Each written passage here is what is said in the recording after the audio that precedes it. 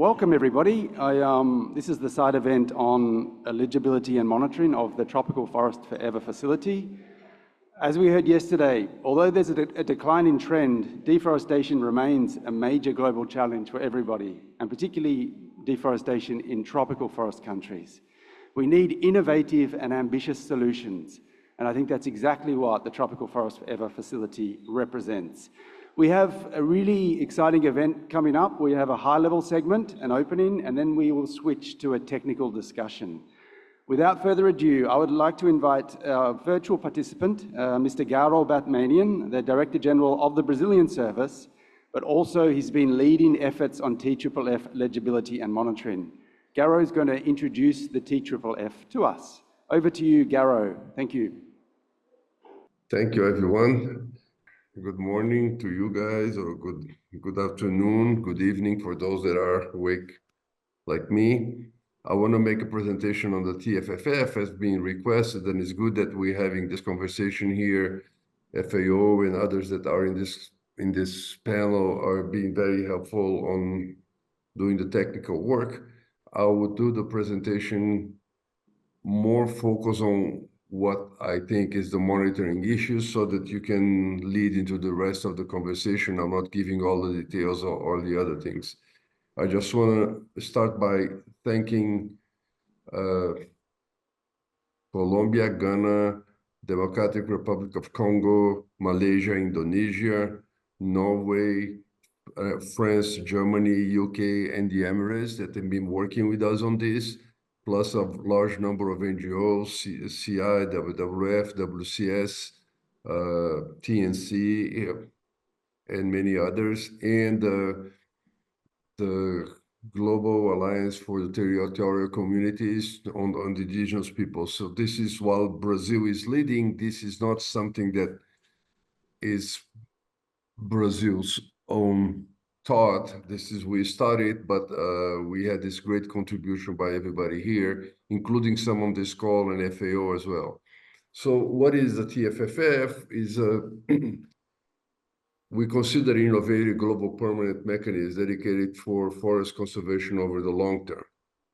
What we felt was that if you look at the scene of where we are on support, jurisdictional support to forest conservation, we have two challenges. One of them is that most of, not all of the jurisdictional mechanisms that exist are based on focusing on reducing deforestation, which is very important. Brazil has it from Norway and Germany and others. The Amazon Fund is one of the first ones and is considered very good.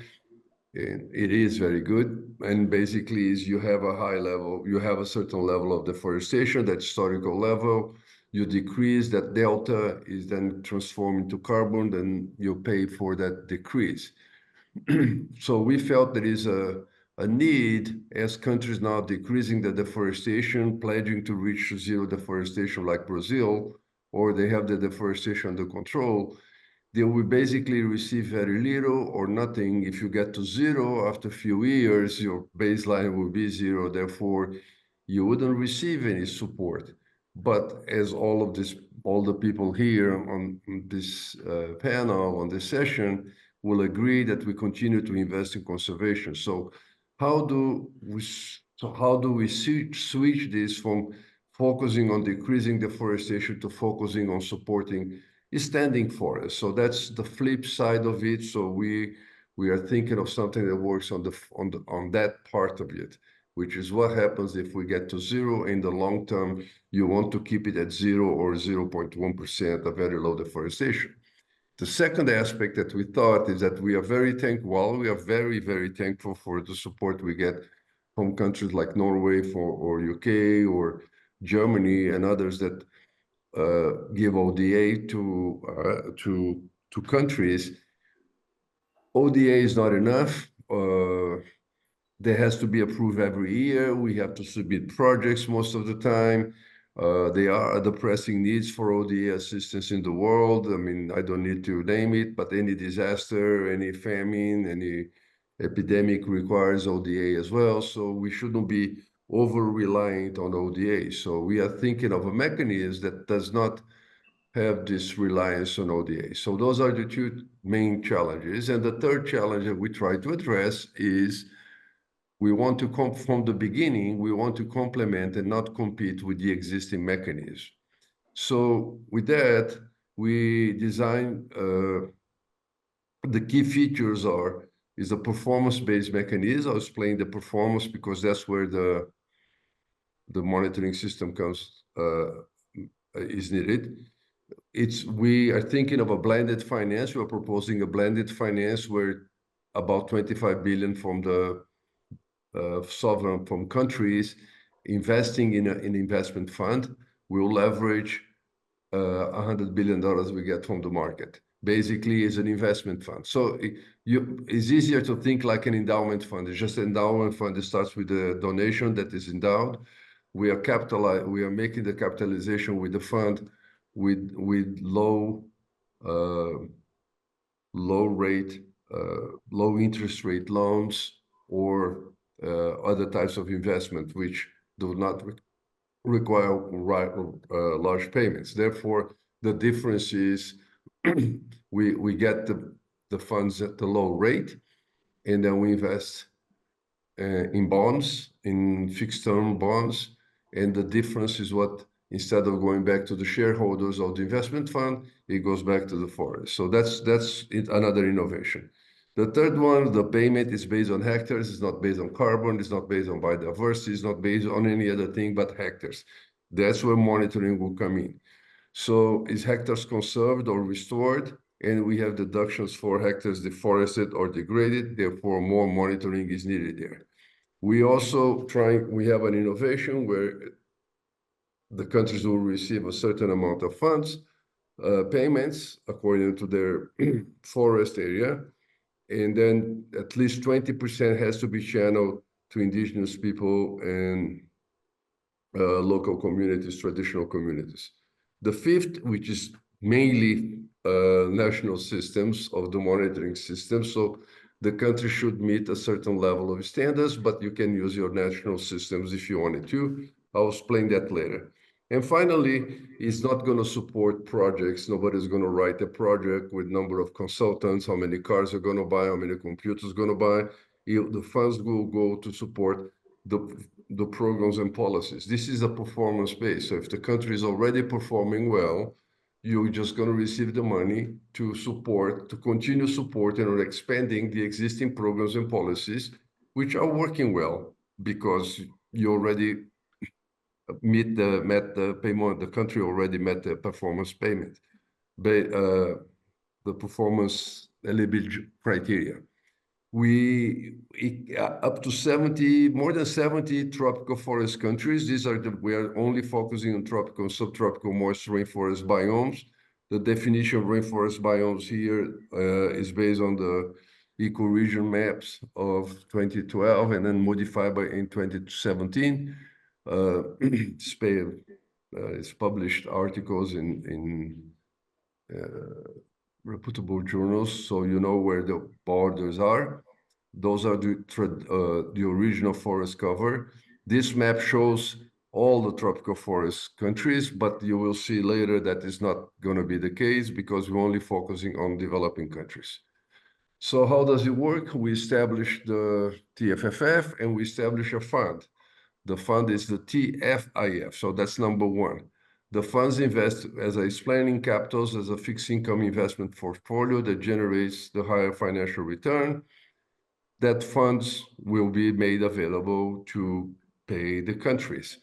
That is a donation to the countries. The countries have no financial obligation whatsoever. For instance, Brazil, because people ask that question, Brazil has decided to invest $1 billion, but this is not mandatory to invest $1 billion. It's not mandatory to issue bonds.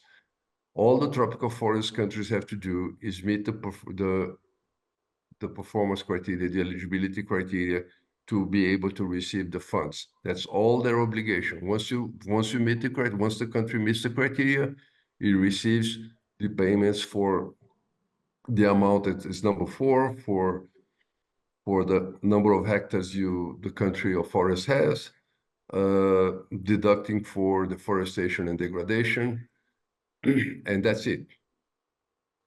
And the money goes to, because is the earning from a fund, the money enters into the country as a non-reimbursable. So we don't call it a donation, but it's like it is a non-reimbursable. The country don't have to give back. And then we have the 20% to the indigenous people and the local communities. Now, to access the TFFF, the countries must meet four essential eligibility criteria. The first one, it should be listed as a developing country by UNCTAD and sign the TFFF charter, committed to work on TFFF. So as you look at the map, I'll go back to see it, Australia, Puerto Rico, which is part of US, French Guyana will not be part of this.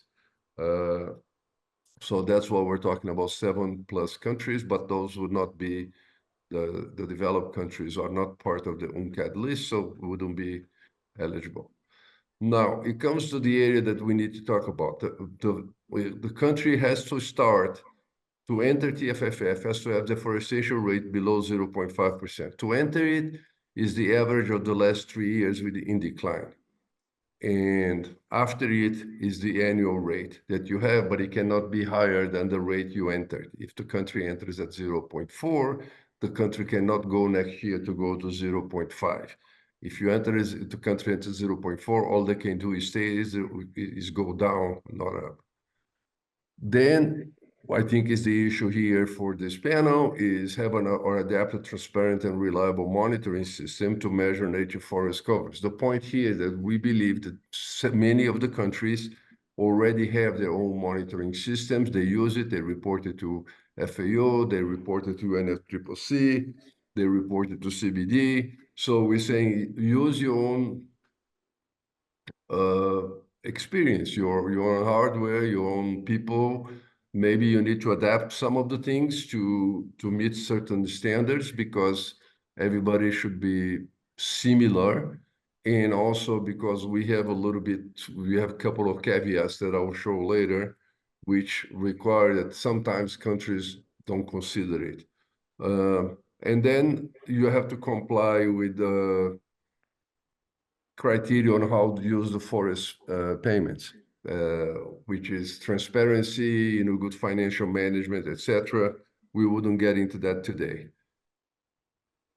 So this is what they need to do. Deforestation should be less than 0.5, because more or less the global average, if you look at the global GRC, or you look at is a bit above 5, and Global Forest Watch is about 0.6. So we are saying deforestation has to be less than 0.5, which is more or less below the global average.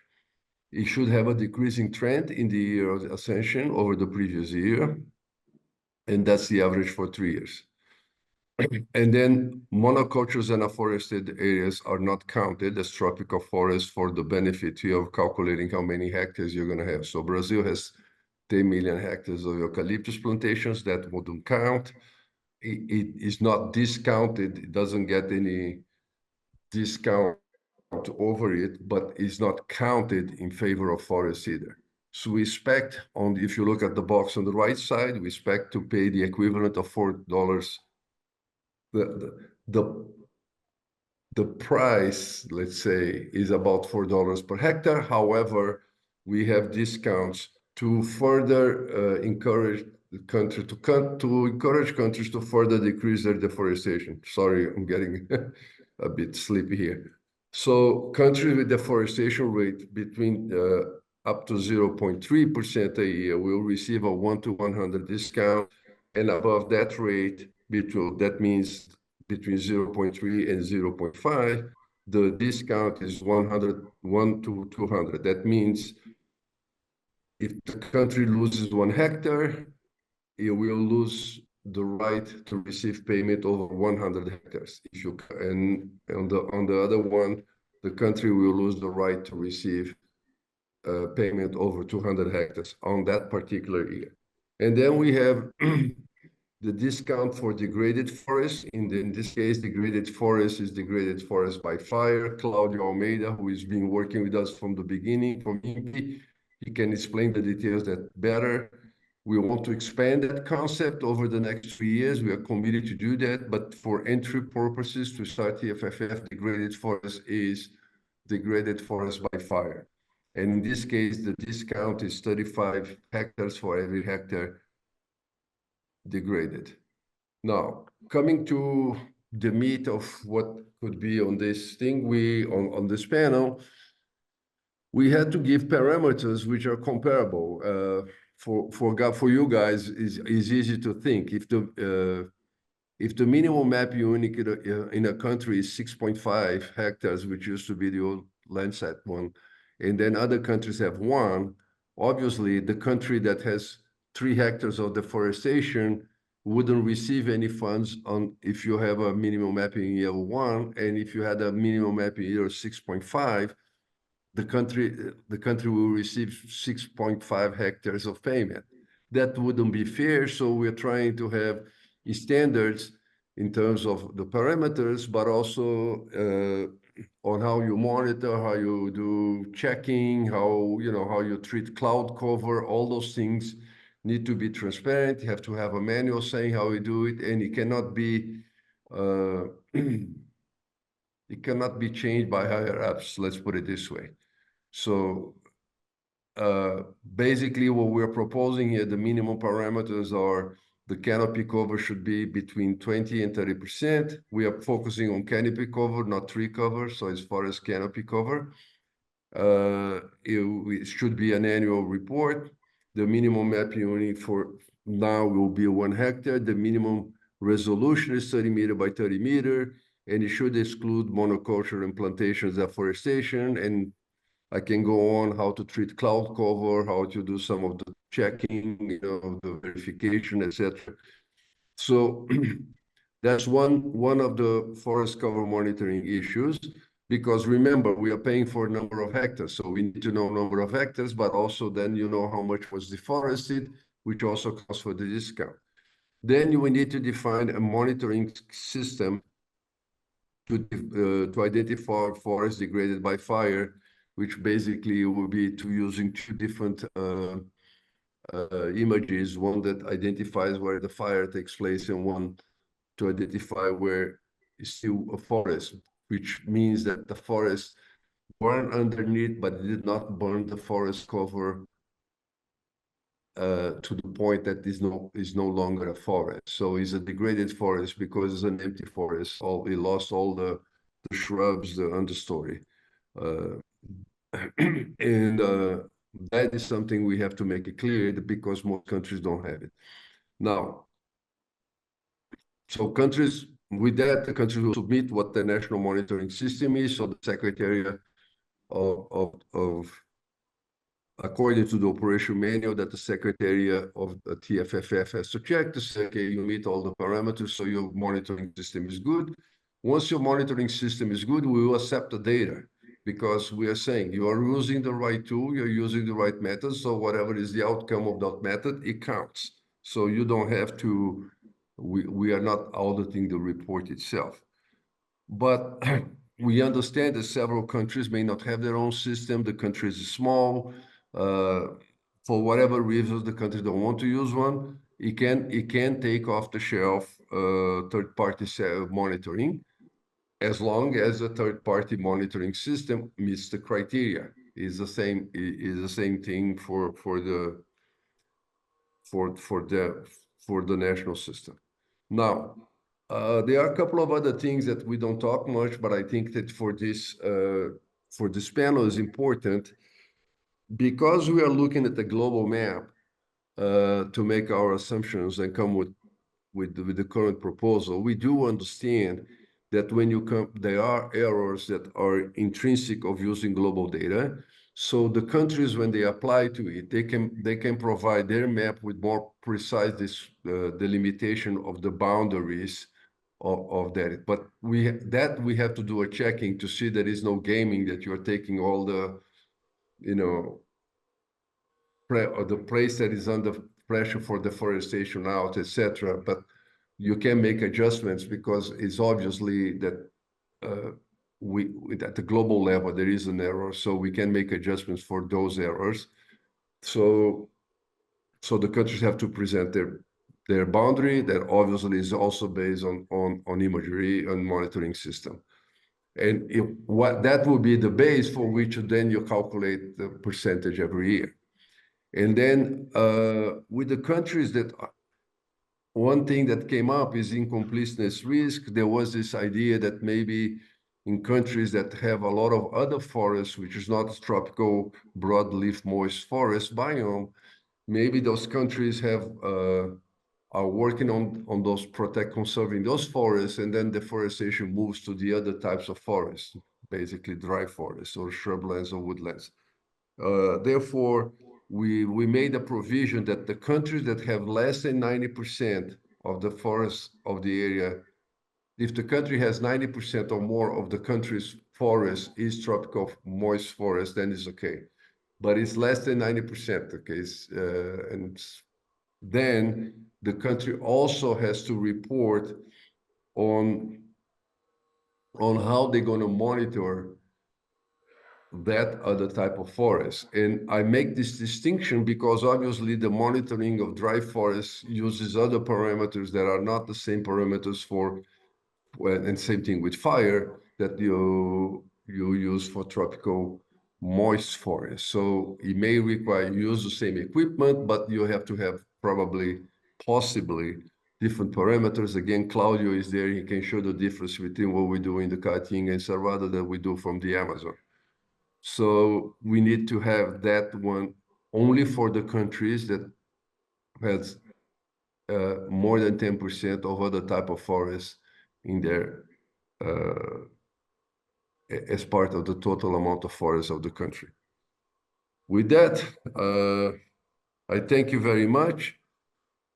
This is what I wanted to show to you. I didn't get into the financial side because I felt this is more on the government side, the financial people, the economics we can explain to you later.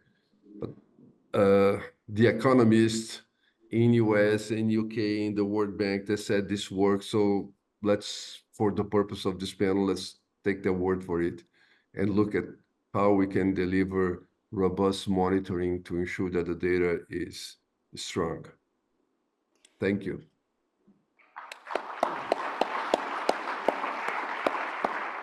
I should say that I will not stay for the entire debate because it's already 12:30 here.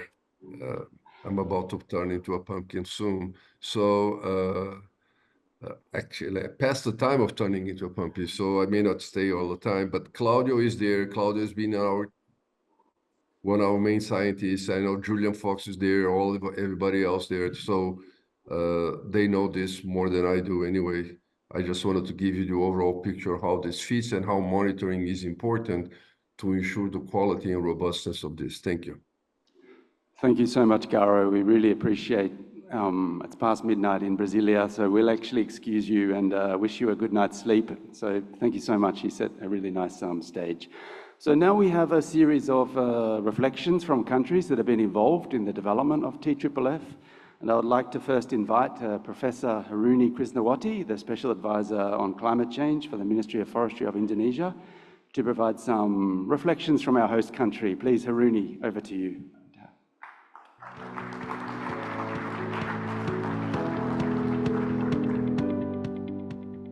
Thank you, Julian. Distinguished guests, colleagues, ladies and gentlemen, allow me to share the reflections on the Tropical Forest Forever Facility, or TFFF, as has been shared by Mr. Garo from the Brazilian government. And of course, it is an honor for me to be here again, particularly to share on our reflection on the TFFF concept, especially on the eligibility and monitorings. We recognize the importance of the tropical forest as a critical asset in achieving the global climate goals while also supporting the biodiversity and development needs. We appreciate the vision and ambition behind the initiative of Tropical Forest Forever Facility as an effort to create large-scale incentive for conserving and expanding the world's tropical forests. And now with a tropical moist forest, as we read from Cairo explanation. And accordingly, we have been actively taking the initial step internally within the Ministry of Forestry and also with the government of Indonesia and even with other stakeholders to assess the alignment of the Tropical Forest Forever concept, especially on the modalities with Indonesia national policy framework and also with existing forest financing mechanisms. We have been actively engaged in a series of technical discussion and also bilateral meetings with Brazilian governments, and today actually in Jakarta in our ministry we also have like multi-stakeholder meetings where the representative from Brazilian government present about the 3FFF concept, and I think now it's still ongoing, the meeting, and just to have like overview on the technical concept of the TFFF.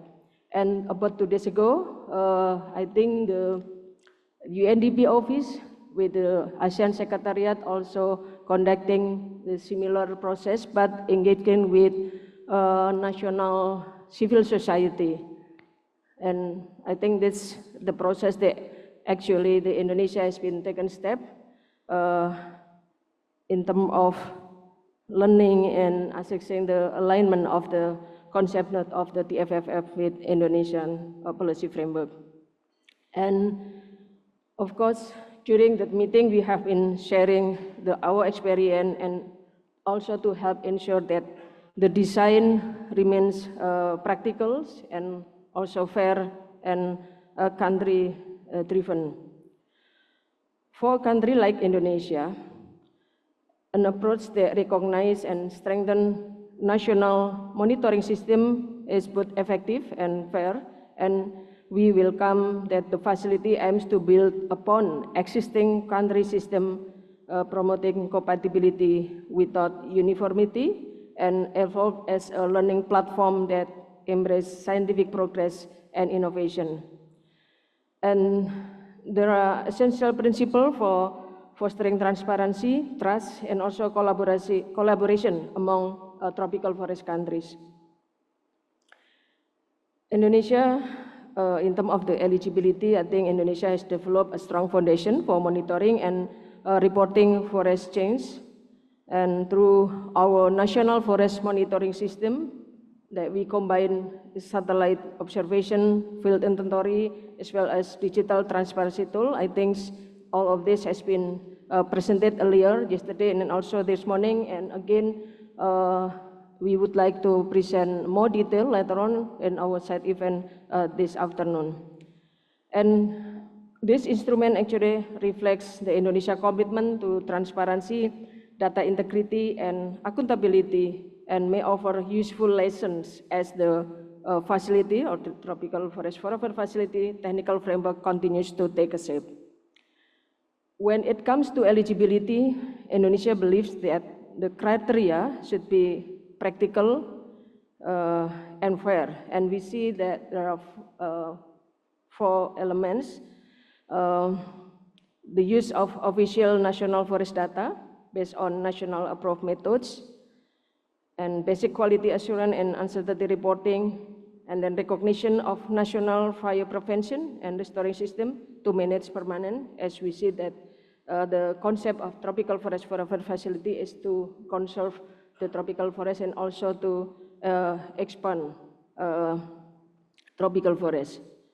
And the other important thing is also inclusivity, ensuring that including all forest type of tropical forests. In Indonesia, we have peatlands and mangroves, restore immense of carbon stock are also should be recognized. And I think more detail will be explained by our colleagues in the technical session. And there is a three approach that could allow countries to join according to their readiness while encouraging continuous improvement. And beyond the eligibility, the effective monitoring will lie on the heart of this facility. While it has been mentioned that hectares are simple to communicate, but each hectare has been mentioned must represent a real and lasting climate and biodiversity outcomes. That means that countries should be consistent in mapping, credible tracking of degradation, transparent handling of uncertainty, and the inclusion of social and biodiversity safeguard. And in short, we must measure not only how much forest remains, but how well those forests are sustained. In Indonesia, we view that the facility as potentially complementary, not to replace, complementary to other result-based initiatives, including result-based payment for REDD+ activity and other jurisdictional program on REDD+. And we need to ensure alignment and interoperability, especially between national registry and facility records. That this will be crucial to avoid the double counting and to strengthen environmental integrity. And we welcome, I think, the idea that we should be able to establish ad hoc technical working group on forest monitoring, and we understand that FAO now take it lead to work with several topical forest countries to see the alignment of the national forest monitoring system that already in place in the country with the concept or the requirements of the TFFF concept.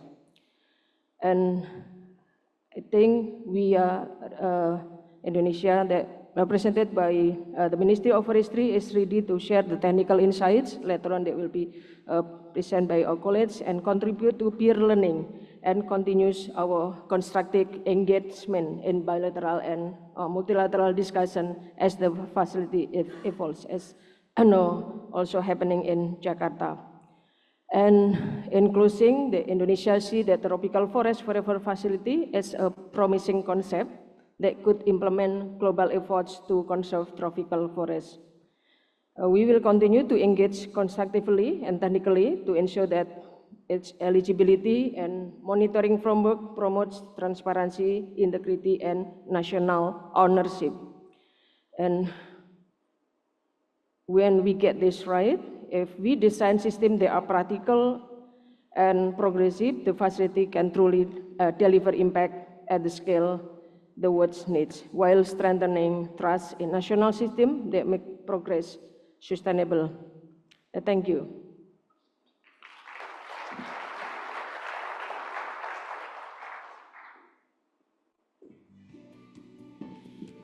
Thank you so much, Haruni. Not many of you know, but Haruni and I actually studied our PhDs with the same supervisor at the same university a long time ago.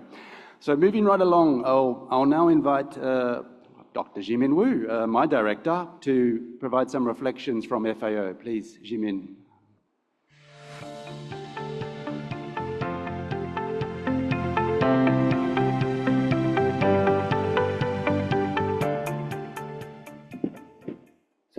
Thank you, Julian. Distinguished participants, dear friends of forests.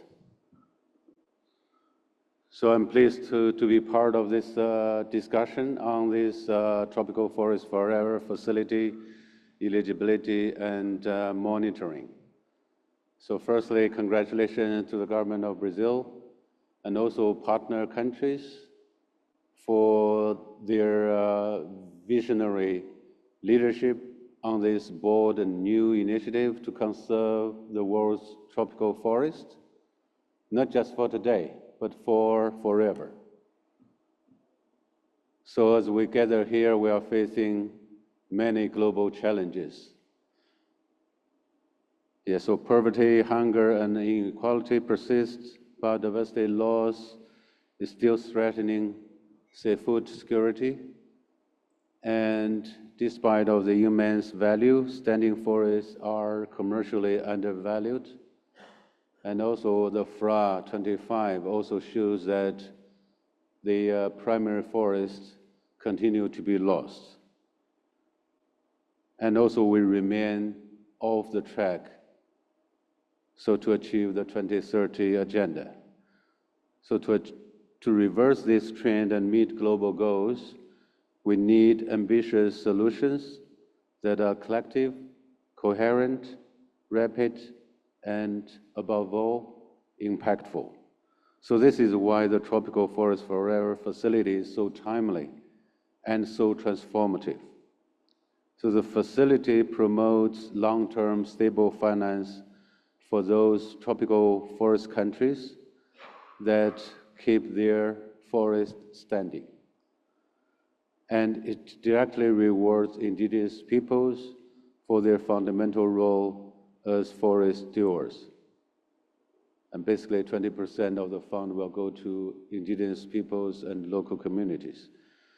So FAO is proud to be collaborating with the government of Brazil, the World Bank, and also the Brazil's National Institute for Space Research in designing these monitoring and eligibility requirements of the facility. FAO has also been supporting 68 countries in developing the national forest monitoring systems. So we have leveraged this knowledge to support this design of the forest monitoring approach of the facility that is innovative, transparent, and robust, and that recognize the existing capacities in tropical forest countries. FAO is also a global leader in innovative forest monitoring. As you know, that we had launched one of the UN system's first open source initiative called Open Forest, sometime 15 years ago. And Open Forest has grown into a widely used suite of digital solutions with more than 250,000 users in 196 countries. So in the last 2 months, FAO has also worked hand in hand with Brazil, Indonesia, and Papua New Guinea to deploy open forest solutions for the collection of robust facility compliance data sets. So I acknowledge with appreciation our collaboration with these countries who are represented today also on the panel. So dear friends of the forest, we have only 5 years to go before 2030. So let's work together to make the Tropical Forest Forever facility a reality that endures. Let us support tropical forest countries in keeping the forest standing for the benefit of people and the planet.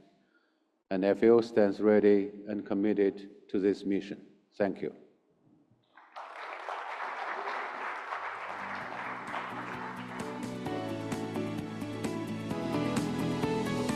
Thank you so much, Jimin. Moving right along, and I'm very happy that Alan's already on her feet because we've had some great interventions. But now I'm very pleased to invite Ms. Ellen Bruzilius back up, who's the Policy Director of Norway's International Climate and Forest Initiative, for some reflections from Norway. Please, Ellen. Thank you, Julian. And thank you to the previous speakers. Ibu Haruni and Director from FAO, thank you so much. And also particularly thank you to Garo, though I think he's left us by now. But I'd like to extend a big thank you to Brazil for all their efforts they've made in developing the TFFF, which is quite new and still, in fact, under development. I don't think we should underestimate how much work is going into developing a structure like that. TFFF is a very important initiative, and I think it's important to recognize how it complements other work streams.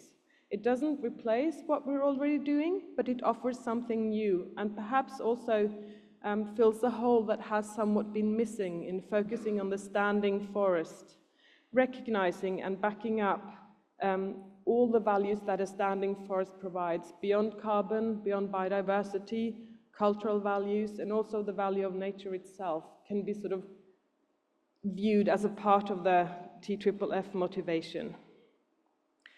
As Garo mentioned, Norway has participated in the interim steering committee of the TFFF, and we've been very glad to have that opportunity to share the lessons that we've learned working with tropical forests over the years through Norway's International Climate and Forest Initiative. Though I'd also like to underline that no decision has been made yet on our side on how to, on future support for TFFF.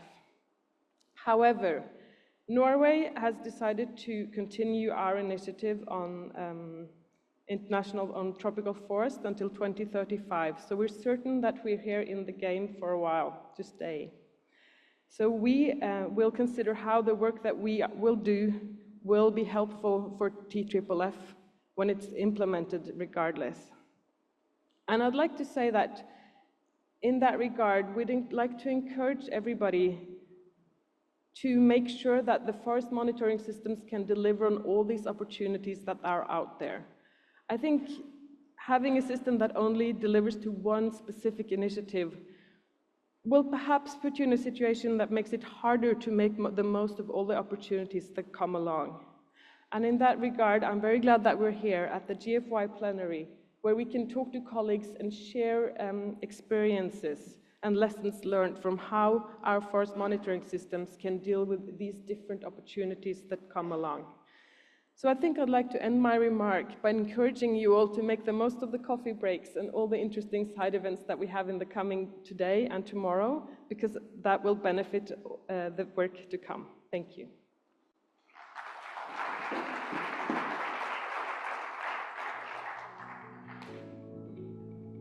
Thank you so much, Alan. Thank you to all that was a high-level segment. We are running slightly over time, but I'd like to invite the technical panelists to the stage, please. Please join me up here on the stage. I think you all know who you are, but we've got an incredible collection of forest monitoring experts from tropical forest countries, as well as the World Bank, as well as FAO. So please join me on the screen. Maybe while they head to the screen, are we able to play the video from Papua New Guinea? Just while the panelists, we have a quick video to show from PNG. If we can show that while the panelists join me on the stage.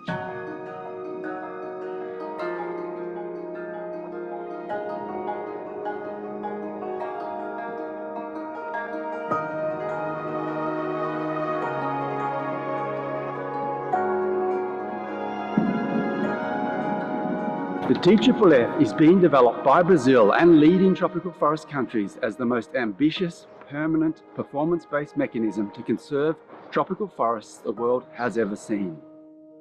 The monitoring and eligibility requirements are designed to be simple but effective, lowering barriers to entry whilst ensuring robust and transparent reporting. Countries will be rewarded for conserving or restoring hectares of standing tropical forests, measured through national forest monitoring systems. Here at Papua New Guinea's Forest Authority, a team of forest experts will visually interpret satellite images using FAO's Collect Earth Online.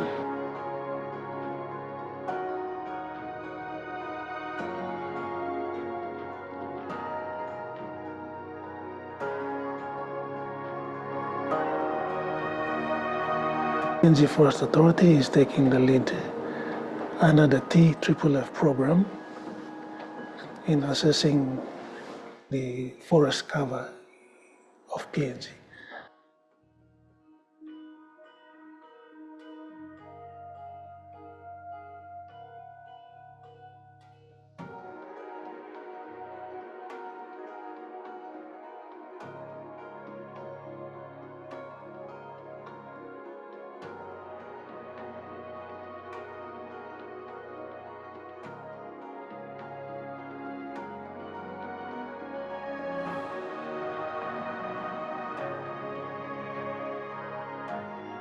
So PNG Forest Authority is contributing to the standardized process for the reporting to the TFFF, and FAO is leading the organization to establish such monitoring system. The data collection will help PNG meet eligibility and monitoring requirements for the TFFF, but will also serve as a test of the monitoring protocol, with lessons learned to inform the TFFF operations manual.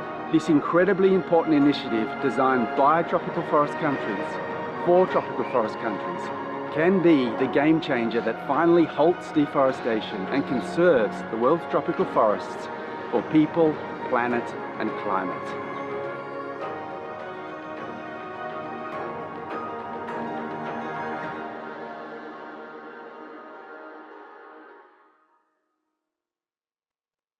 Thank you. Sorry, everybody, there was too much Julian in that video, but okay, now let's switch to our technical presentations. First, we're going to hear from, as Garo mentioned, Mr. Claudio Almeida, who's the coordinator of Biomass BR from the National Institute of Space Research in Brazil, alongside Ms. Marieka Sanka from FAO. They're going to present a bit more of the monitoring side of the TFFF. So over to you, colleagues. So currently, like the TFFF, maybe you have seen already the concept note that came out, which explains the basics. Now there is the operations manual is under construction right now, which will cover these 4 workflows, but we'll only speak to the monitoring workflow. Next one, please. Okay.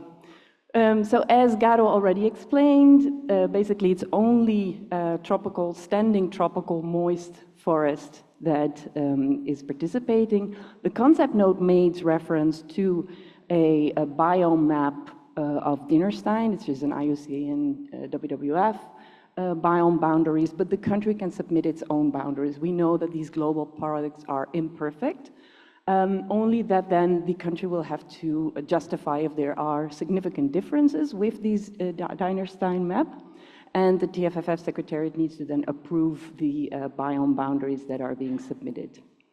As already mentioned by Garo, the thresholds is minimum canopy cover between 20 to 30% and minimum area of 1 hectare. So this could be different from national forest definition, in which case like a little bit of additional analysis is required. And it will also cover not just the standing forest, but restoration areas for natural forest restoration. So it excludes monocultures and afforestation, and these areas will be included once they reach the thresholds. Next one, please. So the deforestation, as also already mentioned, has to be below 0.5%. This is assessed over a 3-year average period of 3 years, like prior to accession. This is not the national deforestation rate, but the deforestation rate within the tropical moist forest. And there's currently, in the operations manual, it will also see like how uncertainties will be managed. So if there's like a 0.51 and a deforestation rate and the uncertainty is 0.1, let's see, we don't know yet how that then will be seen. Yeah, the thresholds already mentioned. We can go to the next one. There's also a requirement of exhibiting a decreasing trend. So this is again from the concept note, but it's then also indicated that the operations manual will determine how and this decreasing trend will be assessed. So what period to consider, etc. And then finally, as also already mentioned, the program, next slide please. The program is building on national forest monitoring systems, but the national forest monitoring system need to meet some quality requirements. Transparency is very important, and also the concept note makes reference to Olofsson, well, GFOI, you're probably all very familiar with it, so it means we need to have a map, we need to do an accuracy assessment, and yeah, the details will then be following in the operations manual. Next slide, please. Okay, so those are the requirements to join the program. So once in, there are the following requirements. So the monitoring and reporting needs to be at an annual basis, which is, that's quite something. Oh, can you go back, please? Yep, there we go. The deforestation rate needs to not increase, so it needs to remain at the same level or decrease, as Garo also already mentioned. But again, how uncertainty will be treated in this, so like expected small annual variations, there might be some room for that. There needs to be monitoring and reporting of the burned, degraded forest area each year, because there is the discount, as Garo explained, based on these areas. And finally, if you have more than 10% of forest outside your tropical moist forest area, you will also need to monitor and report on that.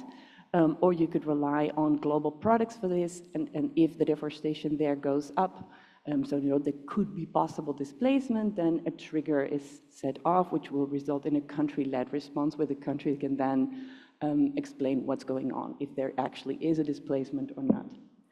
Next one, please. Right, so the payment calculation, okay, I think I can just go to the next one. This was already explained, so up to 0.3% is a 1 to 100 deduction. Beyond that is 1 to 200 deduction, and there's the deduction for degradation areas. And then going forward, there will be these topics that will be further looked into, also within the GFOI, because the operations manual is supposed to be updated. Over to Claudio, thank you.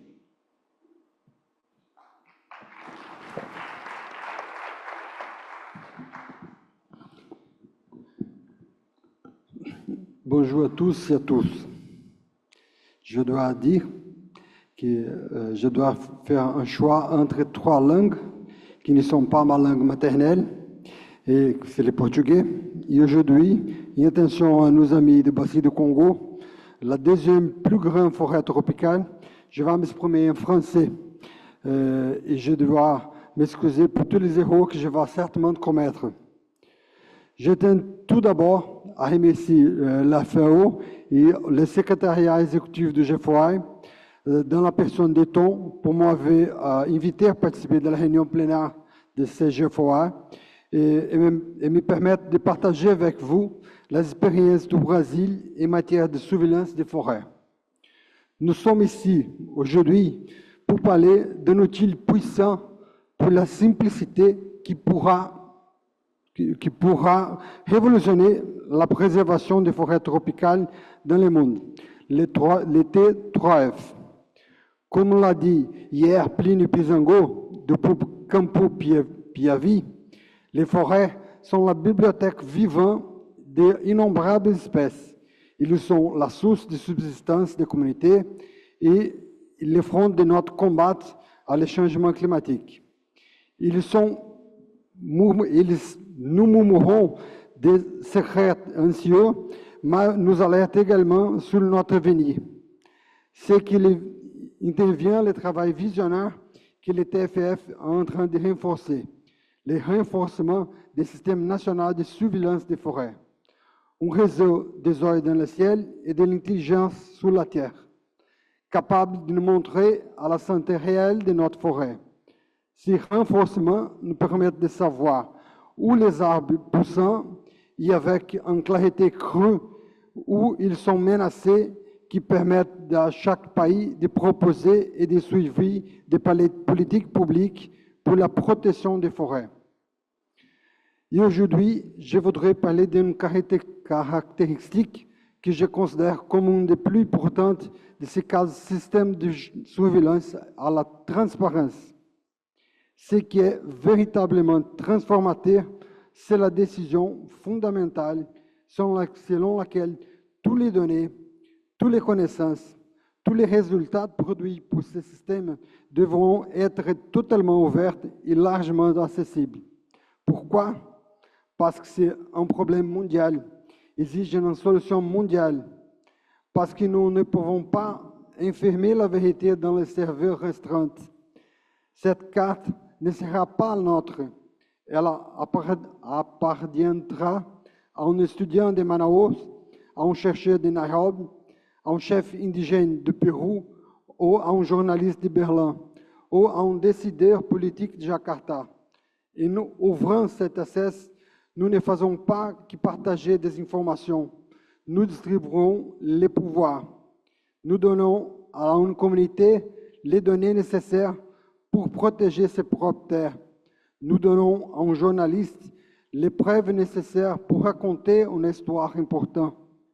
Nous donnons à chacun d'entre nous la capacité d'être des gardiens informés, responsabilisés et responsables. C'est le changement à qui nous croyons. Il ne s'agit pas seulement d'une technologie, il s'agit de confiance, il s'agit de transparence radicale. C'est la conviction que lorsque nous unissons les connaissances, nous unissons également notre capacité d'agir. Car la tâche de préserver nos forêts, en fait la tâche de préserver notre planète, est trop grande pour chacun de nous. Mais il est pas trop grande pour nous tous ensemble. Merci. Thank you very much, Claudio and Marieke. Claudio, very impressive language skills. I wasn't expecting that. That was wonderful. Look, passing right along, I'd now like to invite reflections from Indonesia. We heard about the National Forest Monitoring System, and Dr. Riva Ravoni from the Indonesian Ministry of Forestry will introduce us to TFFF in that context. Over to you, Dr. Riva.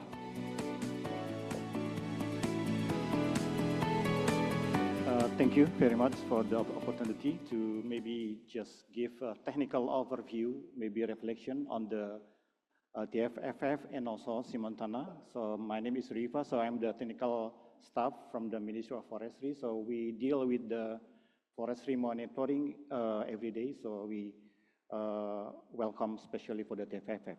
Next. So maybe I will make some quick introduction about the Simontana. Next. So this is our countries. We have 190 million hectares, and for the forest monitoring, actually we use the terrestrial and non-terrestrial using the remote sensing data. But until now, we have quite a lot of data. We have about 23 classes for the land cover. We have already 42,000 polygon for the 23 classes. And you may see the Indonesia is just between the two continents, between the Asian and also the Australia. Just like in the Sumatra Island and Kalimantan Island, the forest is quite dense compared with the Papua and also Nusa Tenggara Island. So the thing is the way how we make definition on the forest is different between the region. I agree with the colleague from the Brazil, I think yesterday, talking about the forest not only talk about using the remote sensing, but also on the ground. And we have actually a lot of history for the Simontana, starting from 1995. And from 2011, we interpret the remote sensing using Landsat yearly until now. And we're using a lot of quite the satellite data, starting from the Landsat, Sentinel, and also PlanetScope. Thanks to Norway government, we received about last year, we received 12 keys for the PlanetScope data. And to next year, I think we receive also the data from the GeoFund from the China with the 1.2 spatial resolution. So our produced data is actually the land cover map and then also the deforestation. Next. So this is the way how we monitor our forests, especially the methodology. So we, during the forest monitoring, we involve a lot of parties, including the research agency from the BRIN. It was maybe the space agency formerly. And we also involved about 150 interpreters on the ground, about 25 interpreter in the central level. In terms of the methodology, we don't use only the remote sensing data, but we use a lot of data from even though we use the Landsat data as the main data, but we use also MODIS data. We have the vegetation, what we call the early warning system for the detecting the deforestation. And also we have the planet scope, Sentinel, and also high resolution data from the Innovation Agency. And the improving plan actually for the Ministry of Forestry, this is maybe what our momentum since 2025 now. We are changing from the spatial resolution from 30 meter into 50 meter. So it means that we change what we call with the smaller unit in the polygon from 6.25 into 1 hectares. So this is the difference maybe later I discuss with the TFFF, because the TFFF mentioned about using the Lancet 30 meters, but based on the visual interpretation methodology, the MMU should be 6.25. So I don't know, but later we can discuss about next. So this is maybe the important component between the TFFF, we call TFFF and TF33, I don't know, and then Indonesian NFMS, we call the Simontana. As you see, the objective or we making the Simontana is to support the national forest management planning, especially for the decision. Nowadays, a lot of data coming from us, it become the important data, special data for decision. And also I think the TFF coverage, maybe it will be coverage about 1 billion, but we from our side is maybe 187 million hectares. And for Qs, especially for Indonesia, we land cover 23 classes, and also it changed not only deforestation, degradation, but also reforestation. And the methodology that we use is we call the iterative refinement visual interpretation. So why? Because every year we make correction on the land cover. So that's what we call the iterative refinement visual interpretation. As the requirement from the TFFF, I think we produce yearly land cover, deforestation, and degradation. And also, in using the Simontana, we use the national scale but the sub-national approach, because mostly who decided the forest is coming from the subnational level. Next. So this is the gap, because this is the maybe overview and reflection on the TFFF and maybe the Simontana itself. I think the gaps coming from the forest definition. We have the operational definition, be it still 6.25 hectares, but it will be changed into 1 hectares. And the differences may be still in the debate about the canopy cover, 20 and 30%. But we in national level, we make into 30%, but this is the minimum. As you see, I think the picture here mentioned, some of the forests, maybe this is the tropical forest, the typical of tropical forest. You see, the tropical forest is mostly 70%. But I think, I believe if I already evaluate our forests mostly cover about the 50%, mostly 50% of canopy cover. So when we say the 30%, it's actually only minimum, which is the forest on the east side of Indonesia, especially in Nusa Tenggara and also in Papua. And in terms of I think the forest degradation also has a difference, because forest degradation in TFFF is mentioned about the forest proxy, but in terms of Indonesia, it changed between the primary and to secondary. So due to the human activities, not only the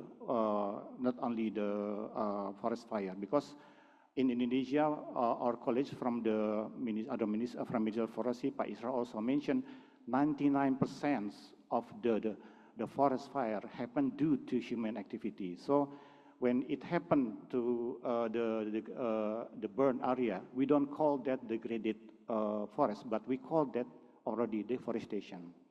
In terms of the eligibility, I think we have in our data or the deforestation rate below 0.3. I think we're still eligible for that.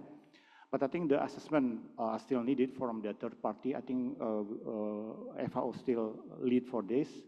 And also we have some gaps on the transparency because we have our own rule in sharing and dissemination the information, and also the dissemination from the national into international institutions. So we have some maybe issue for that.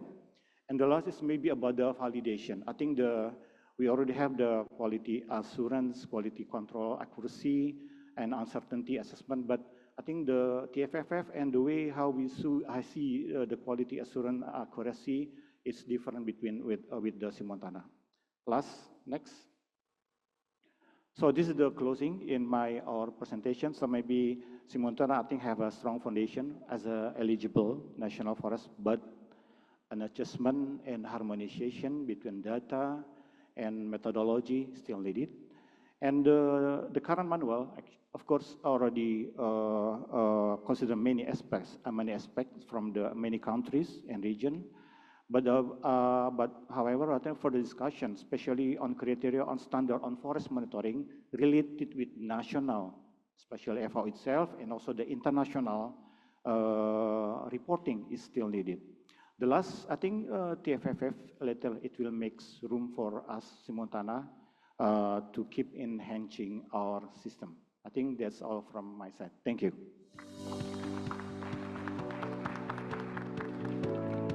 Thank you very much, Pak River. That was really clear and really nice. What do you have and enhancements looking forward? I would now like to invite Mr. Wala Luda from Papua New Guinea Forest Authority to please give some reflections on TFFF in the context of your national forest monitoring system. So please, thank you, Wala.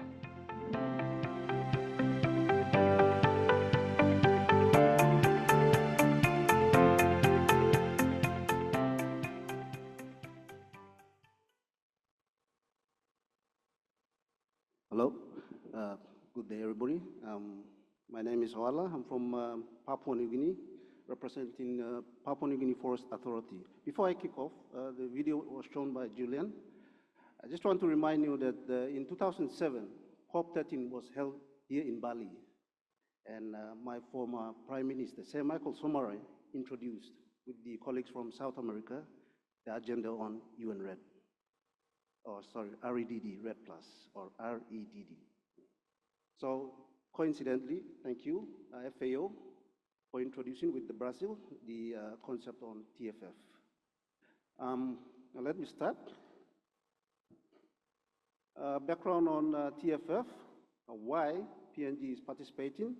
We have a vast, globally significant forest estate. We host the largest remaining tropical rainforest in Asia Pacific, about 78% on the pie chart, and critical for climate, biodiversity, and water security. We clearly eligible under TFF rules with 0.07% deforestation rate between the period 2019 and 2022.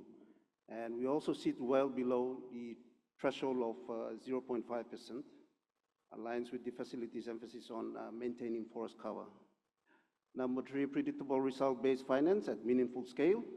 Indicated payments are significant and can help fund national policies and programs, not isolated projects, creating a stable conservation revenue system.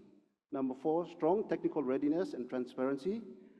PNG and FMS, with support from AIM for Forest, have built advanced open source monitoring capacity that meets TFF's requirements for transparent, annually updated forest cover reporting. And early mover credibility through the 2025 pre-study. PNG is included with 2,000 samples and clear QA, QC to produce TFF compliant estimates and lessons that inform the operations manual.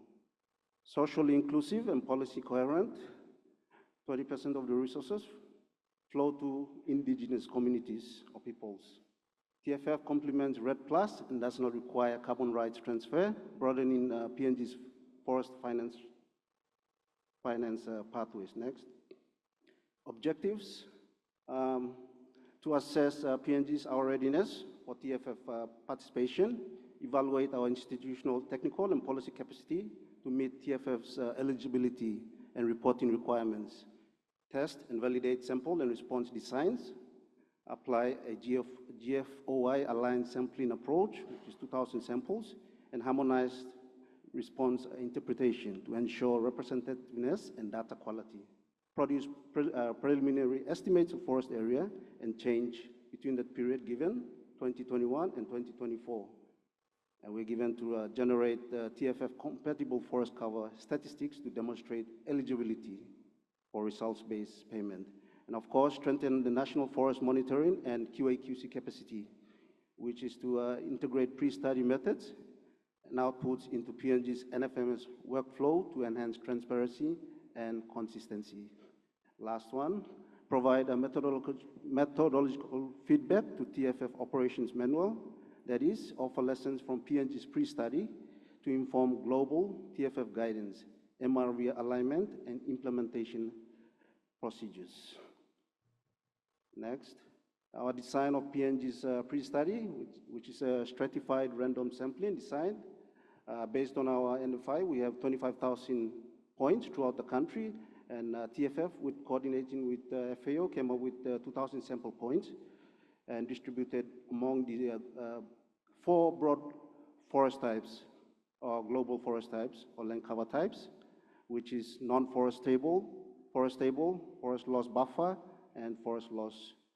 It's a balanced allocation scheme selected from existing national schematic grid, which I said, 25,000. Combination of disturbance products for 2021, 2024. These are global data presented to us, given to us to help us enhance our ability to make a good judgment on the satellite image interpretation. And of course, the non-forest 2020 data set, which is about 44,000 square kilometers forest. On 2020, 27,000 kilometers square, which is about 81%, and the buffer component, part of forest, 28,000, which is about 6%, and forest disturbance for that period, 2021-2024, it's about 15,000 kilometers square, which is about 3%. Note, areas from global products are not aligned with national or TFF forest definitions and do rather represent tree cover. Usually overestimation of loss in forest, sample-based bias correction and map accuracy needed for true forest cover. This is in line with the FRA definition, forest definitions, and we have TFF now coming up with the forest definitions according to the Kyoto Protocol, the 3 thresholds: canopy, tree height, and area. We have TFF introducing a new set of thresholds. We try to align ourselves to abide by TFF rules. Timeline, we were given roughly around 5 months, less than 5 months. And this is a schematic of how we progressed.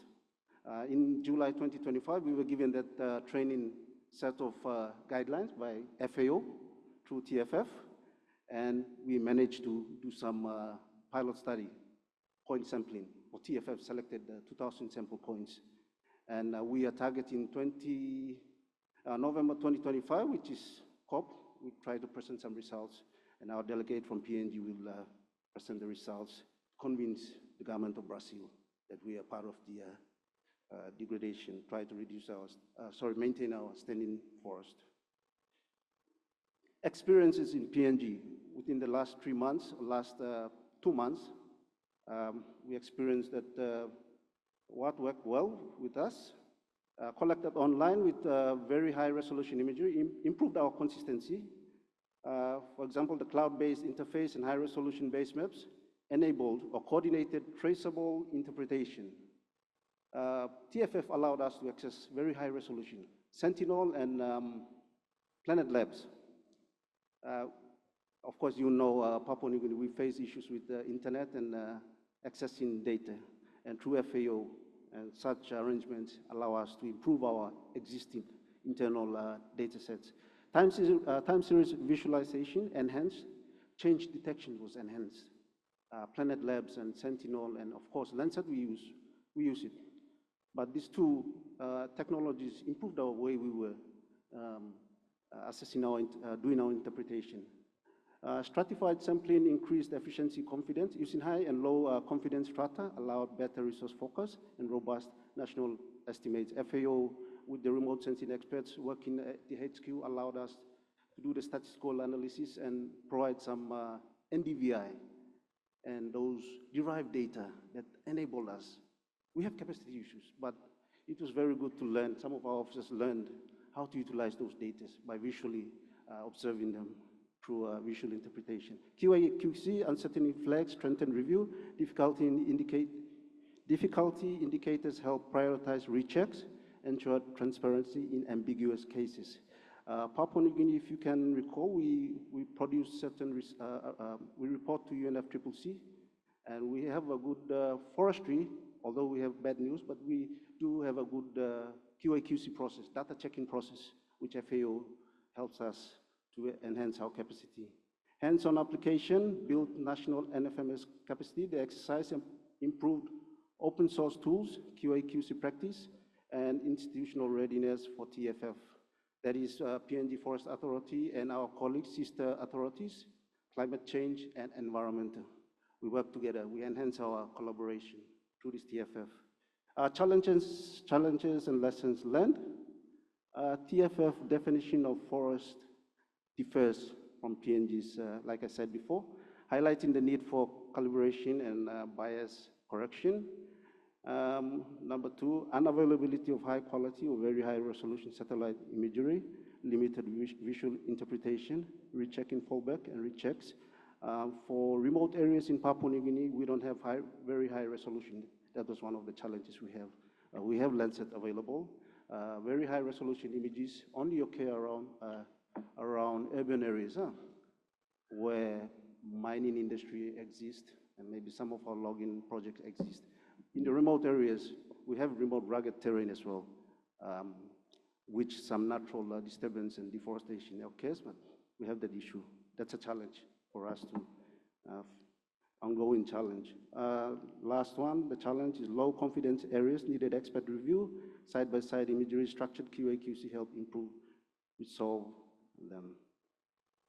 This is a sample arrangement of the collected online tool that we use, which is shown on the screen. We have a 30 by 30 meter sampling unit, which we focus our land use judgment based on that unit of 30 by 30 meter plot. On the other side, the imagery is a map box, a very high resolution base map, which is the base, which Google Earth is also one of the base. On the side is the questionnaire, I would say the questionnaire, the data entry part of it that we try to interpret it, and I know some of you countries also apply this collected online, so you're aware of that. But the, and bottom two pictures shows what we did for the last 6 months. Our officers from Papua New Guinea Forest Authority, Climate Change, Environment, and FAO, local officers were involved to conduct the assessment. It's a trial, it's a pilot, and we are happy to get feedback from TFF on how to improve our way of conducting the assessment in future. NFMS overview, this is how the, all around the main, next slide, sorry, previous. NFMS, let's jump, yeah. Operational aspect of NFMS, of course, we do collected assessment, collected online, introduced by TFF, but we are ongoing assessment using collected, the local host version, that we conduct the historical assessment, and that provided the information about the 0.07% that qualifies us for TFF. And we also use that to report for BTR, one of the requirements for UNFCCC, using this collected, introduced by, given to us by FAO. And FMS operational has been enhanced through aim for forests such as PNG's Earth Map analysis and JEDI, and TLS, terrestrial lidar system, will be introducing in our NFI, help us improve our way of collecting DBH and tree height, which is the main objective for NFI, to measure our biomass, above ground biomass and all this, yes. Standing tree biomass. NFI update in progress, data collection. We, through assistance from FAO, we migrated from collect, open forest collect, to ARENA, the new application. And we have piloted it, we have trialed it. Errors taken, and we improved. And I think lately next year we will apply the newer version. So that's one of the soil carbon as well, but we need to rescale the results. Gaps and needs for TFF, base map and definition alignment, global products overestimate forest loss. We require sample-based correction and consistent classification and definitions, of course. Carbon and QA/QC coverage, expand carbon plots, and stratify 2,000 sample design and structured QA/QC. Those 2,000 sample points we will try and align with our field-based monitoring NFI to make it reality and apply TL high-end technology to compare, make our corrections on the QA/QC part. Drivers of deforestation and drivers of forest degradation. With the TFF coming in, I think it will allow us to improve the classification. We need to identify the lower level, introduce fourth level classification, low level, we have third level, 3 levels. Now we have to improve by introducing the fourth level classification because of the finer scale of imagery introduced by TFF. Regrowth and regeneration, natural regrowth and assisted regrowth through human interventions. We have to define those classes and apply into our collected assessment and TFF. We have difficulties applying this, assessing natural regrowth and assisted regrowth through human intervention, but TFF is making it possible because of the very high resolution introduced. Way forward, refined forest definition, bias correction, and base map for TFF alignment, deliver TFF compliant 2021-2024 forest cover estimates, and integrate methods into forest and land use assessment workflows, which is what PNG Forest Authority is specialized in collaboration with FAO. And number 3, institutionalized annual forest cover report and data sharing procedures, both with climate change and forest authority in PNG. Target full readiness and reporting capacity by or after COP30 in Brazil. Finally, I think the same as the first, synchronize the next PNG forest and land use assessment 2027 using techniques introduced by TFF, combine them and report to FRA, report to UNFCCC, BTR, and of course report to TFF. Thank you very much. I think that's what I have to present. Thank you. Thank you very much, Wala. That was really comprehensive and incredible commitment from Papua New Guinea. We really appreciate it. So apologies, everybody. We are running a little bit over time, but we have 2 very important interventions coming up, and I would like to invite Gustavo Galindo, who's very famous in the forest monitoring world. He's the manager of the IDM program in Colombia, and Colombia has also been a part of this TFFF evolution. So Gustavo, some reflections from your side, please. Thank you, Julian. I'm going to be very brief. First of all, I am part of the National Monitoring Forest System in Colombia. We have been monitoring the forest since about 15 years. We have generated yearly reports of all the country related with deforestation and the area of forest for all the country. The users' accuracy for the area, for the class of forest, is about 92%. The producer one is like 98%. So here comes the first challenge of all. For TFFF, we have to increase the levels of accuracy of the reporting that we have built up. We have also about 59 million hectares of natural forests in the country.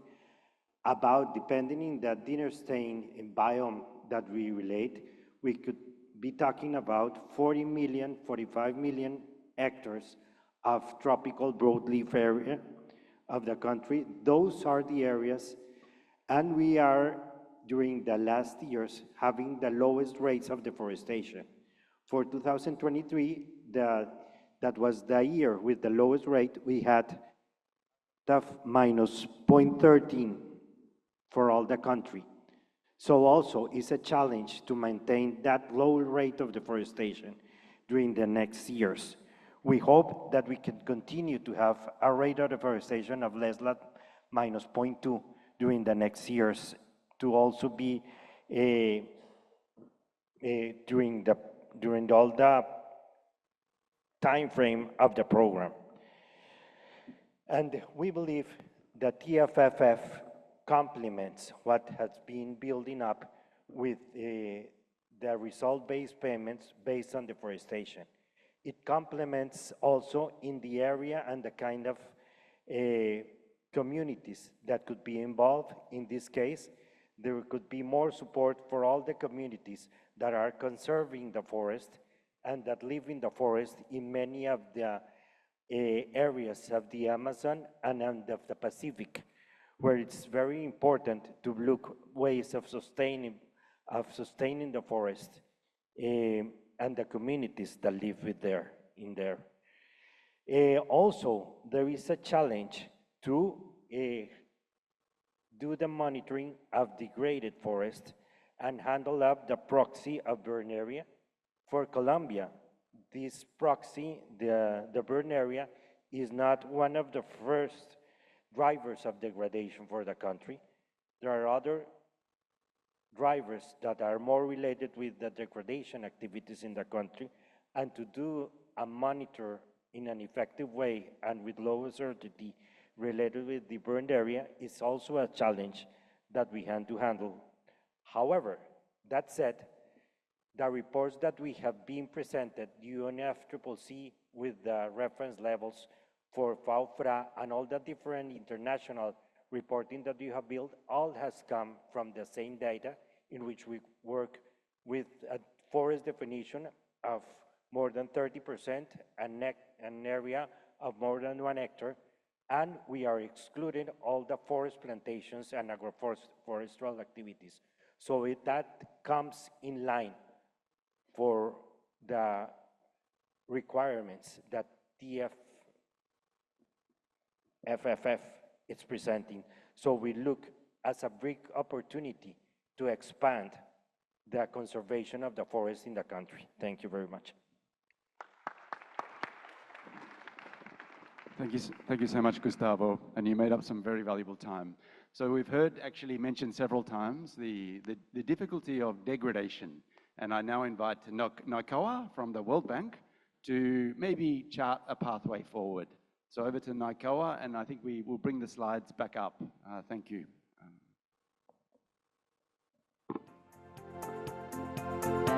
Thank you. Well, I think that we've all heard about the requirements. I imagine that all of you who are working with your national monitoring systems are already crunching the numbers and looking at how the eligibility criteria look. What's the outlook for your country regarding the methodological requirements?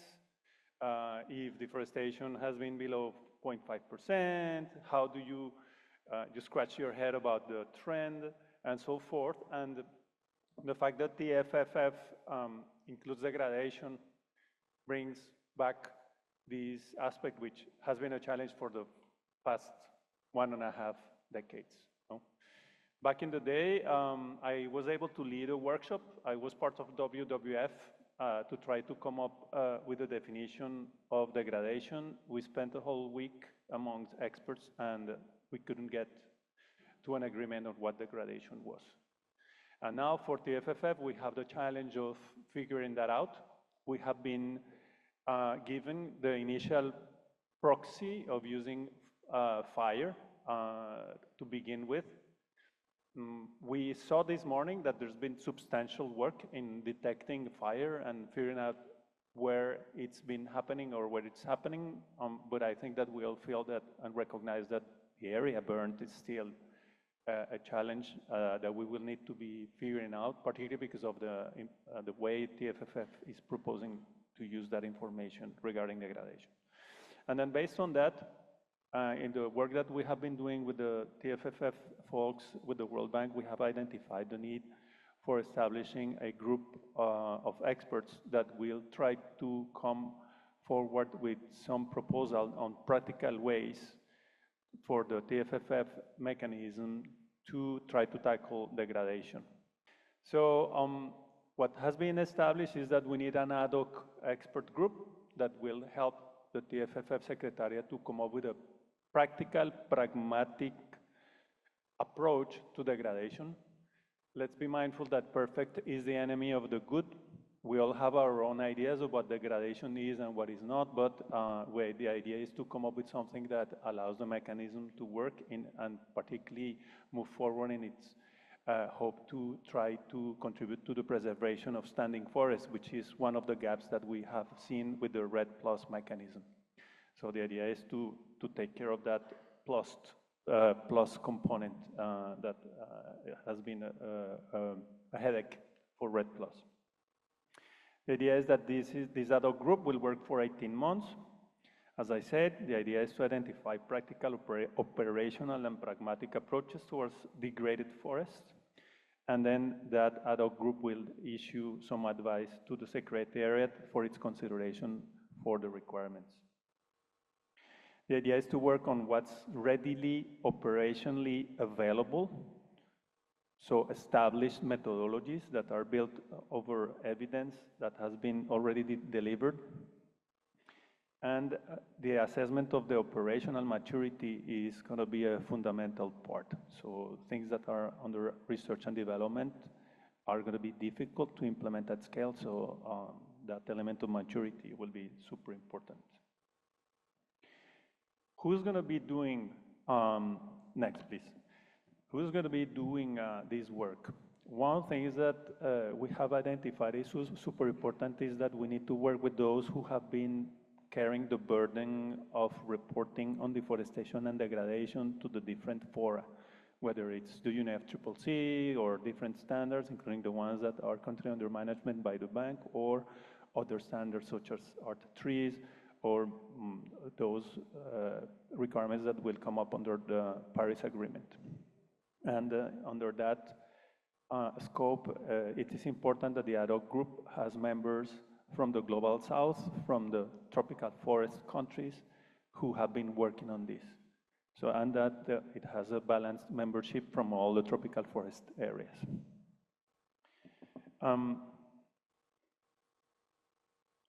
The process of the ad hoc group will be facilitated by the World Bank.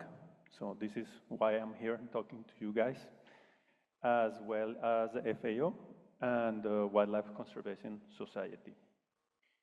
It will be a link with the GFOI. That's why we are here launching the ad hoc expert group. We also have good news from the World Bank that Julian will be sharing with you.